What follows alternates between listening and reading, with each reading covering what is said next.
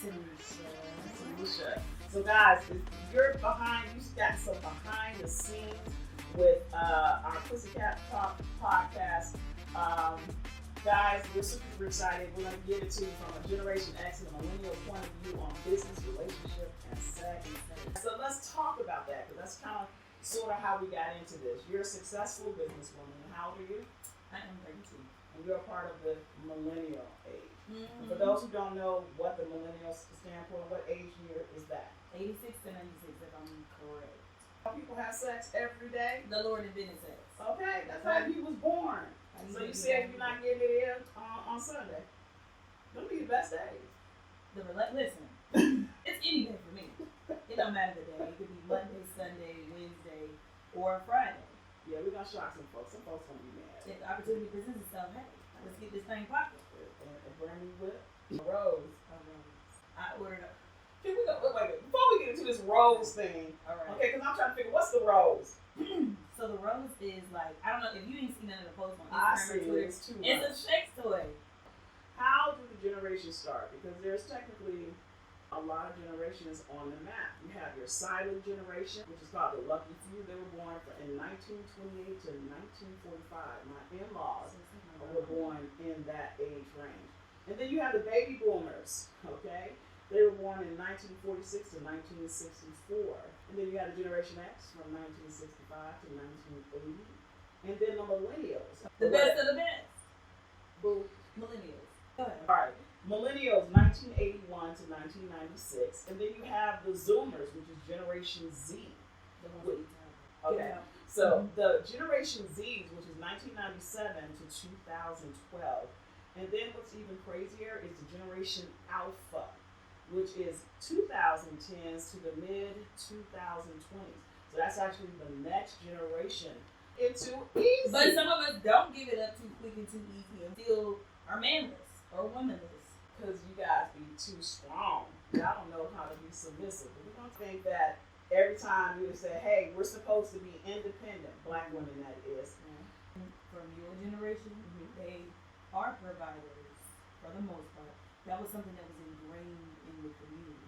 To even if, daddy might have had 17 kids, but daddy took care of 17 kids, he might have bounced from house to house, but he was still in the house, or he would still be present, he was still providing, even if it was picnics and mama couldn't do nothing but stay home and cook and clean, daddy. So, are you saying that the men in my generation or the men before weren't deadbeats? Is that what you're saying? Now, Because, and this is not about putting the men down, because I got some great men in my life, and that's my father, the kid's father, my ex-husband, my son's father was a great father.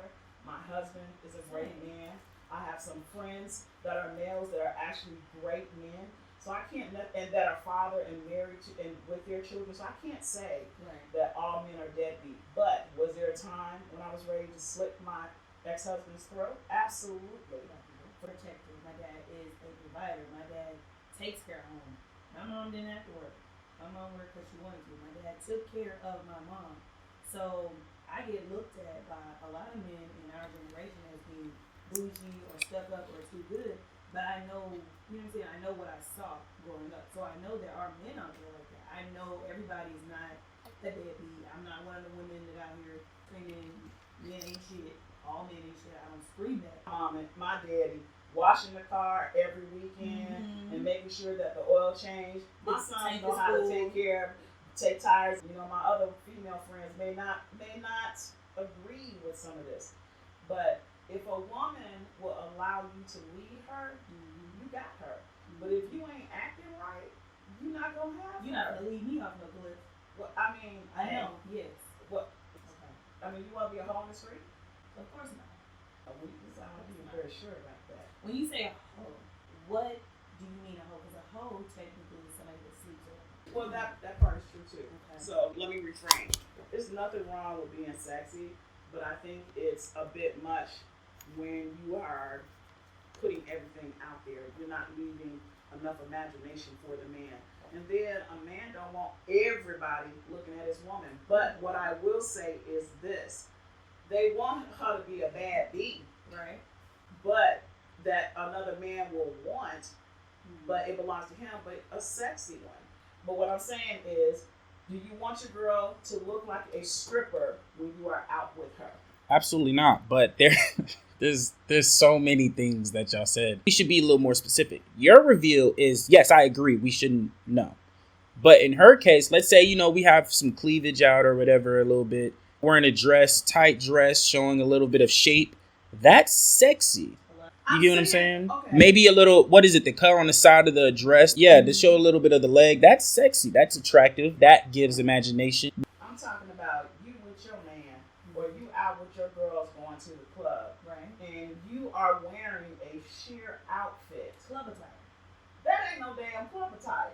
That's bedroom attire. Are you serious? I'm not going to, I want you to think about what it, like, guys, when a guy looks at that, we're like, oh yeah, that's like a guy's mentality when they see that is like, yeah, we're taking her to the crib. We're not gonna see her again. As far as the women who are dressing provocatively and thinking that some just want to look good for that night, and someone may just want to be doing a hit and quit for that night, and that's fine.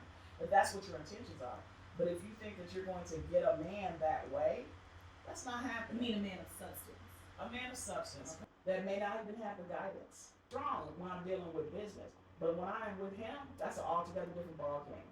Okay? And that's the way it should be. You should be feminine. You should be inspirational. You should be sexy. You should be all of those things. But you're not a doormat. Yeah. So I want to make sure that Earn Cash Quick understands that.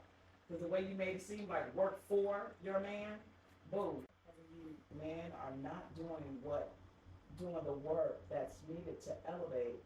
Women are self-improving while men are complacent and not doing, and don't have the same value as women.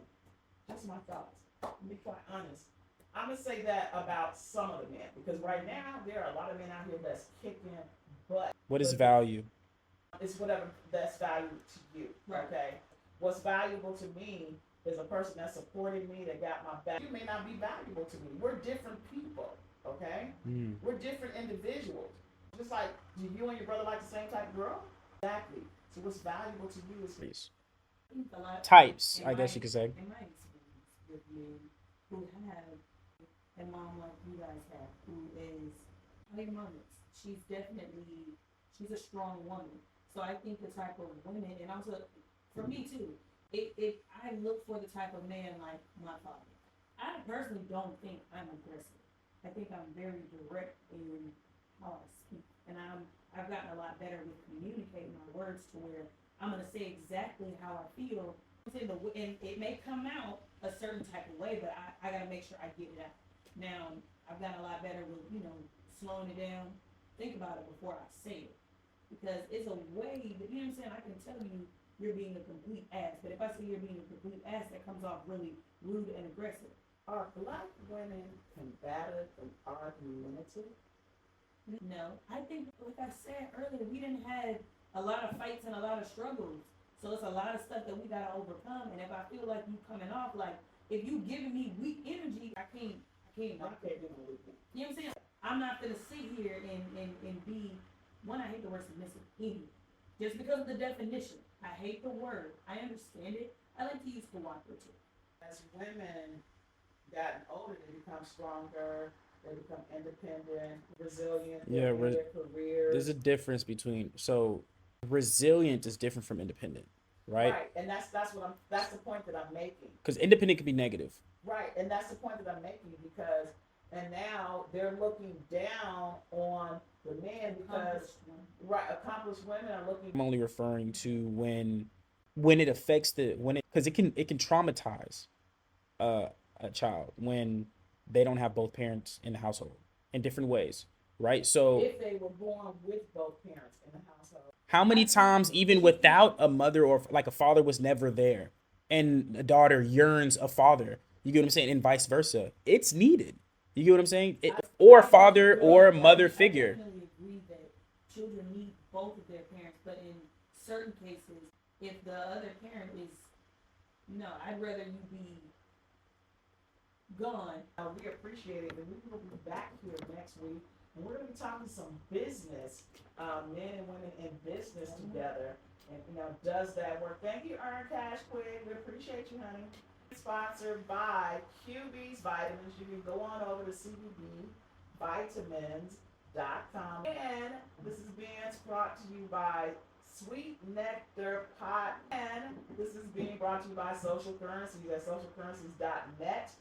If you want to get your credit or you want to learn how to invest. And it's also being sponsored by Let's Plan Events in Atlanta, Georgia. We host your baby showers, your seminars, your conferences, and all of next week on the podcast. Thank you so much for joining Pussycat Podcast.